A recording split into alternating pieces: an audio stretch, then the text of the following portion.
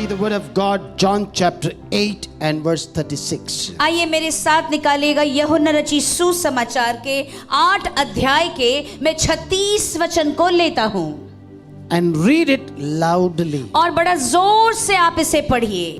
So if the Son set you free, तो लिखा है कि अगर पुत्र ने आपको आजाद कर दिया है तो you will be free indeed. तो आप निश्चय ही आजाद हैं। Turn your neighbor and say, I am free indeed. आप बोलिए अपने पड़ोसी को कि मैं निश्चय ही आजाद हूं, मैं निश्चय ही आजाद हूं। Ha.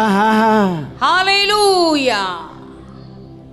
Say, free from bondage, बंधवाई से आजाद हूं, free from curse, श्राप से आजाद हूं, free from sin, पाप से आजाद हूं, free from my iniquities, और जितने भी मेरे अधर्म के कार्य हैं उनसे मैं आजाद हूं। free from my sickness and disease, मेरे बीमारियों से रोगों से मैं आजाद हूं। free from my quarreling spirit, मेरे लड़ने झगड़ने के आत्मा से मैं आजाद हूं। I am free from all unpeaceful activities. जितनी भी अशांत करने वाली हरकतें हैं उससे मैं आजाद हूं। I am free. मैं आजाद हूं। Come on, आजाद आजाद हो कि नहीं? आजाद हो कि नहीं सोचने के लिए? Amen, hallelujah. Hallelujah. If you are free, अगर आप आजाद हैं तो your thoughts will pick up wonderful spiritual things for your spirit. तो आपके जो विचार हैं वो आपकी आत्मा के द्वारा, आपके जीवन के द्वारा एक बहुत अच्छी आत्मा बन के तैयार हो जाएगी। एक बताएं आपको, अगर आप आजाद हैं तो आत्मिक बातें बड़ी आसानी से घुसेंगी, भरी जाएंगी। आजाद नहीं है तो क्या होगा? कितना भी डालो जाता नहीं जाएगा है। ही नहीं। Hallelujah. Hallelujah. Say, I am free. आप कहिए कि मैं आजाद हूं। Are you really free? क्या आप सचमुच आजाद हैं? Who set you free? आपको किसने आजाद किया? पुत्र ने। Praise the Lord. Hallelujah. Glory to Jesus. Hallelujah.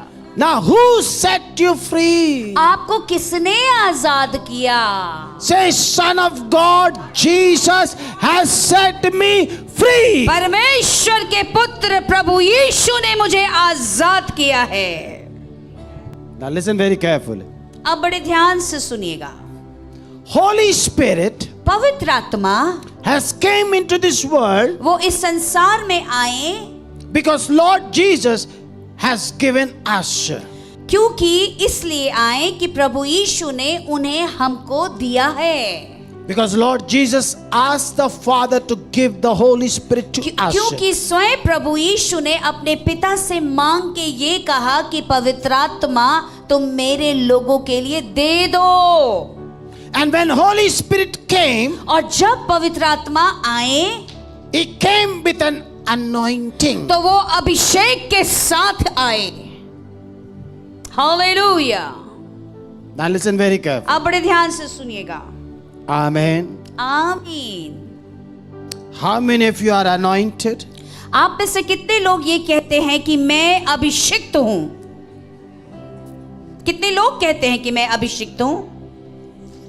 Hallelujah. How many of you receive the Holy Spirit? आप में से कितने लोग पवित्र आत्मा को ग्रहण करते हैं अपने जीवन में? So you all are anointed. तो जिसका ये अर्थ है कि आप सब ही अभिषिक्त हैं। Amen. आमीन। In the same manner, उसी तरह से मेरे प्रियो, he also anointed Lord Jesus.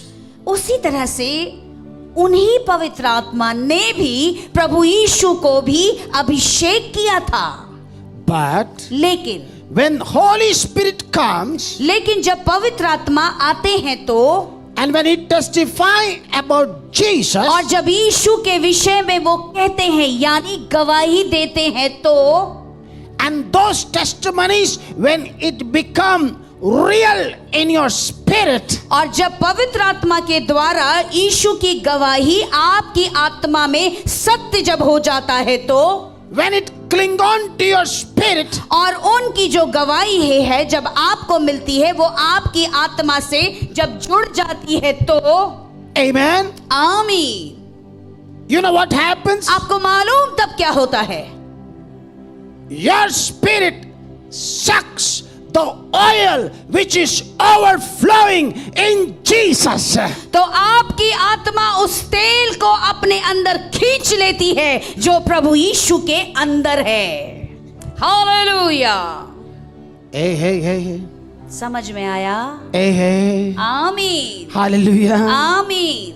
See, you are anointed by the Holy Spirit. ये सत्य है कि पवित्र आत्मा के द्वारा आप अभिषिक्त हो गए हैं, But there is someone who has been anointed in a high level. लेकिन कोई है जिनको अभिषेक किया गया है एक उच्च स्तर पे, Who was anointed to defeat all the powers of hell and the demons. उनको तो इसलिए अभिषेक किया गया है कि नरक और शैतानों की सभी सामर्थ्यों को वो हरा दे।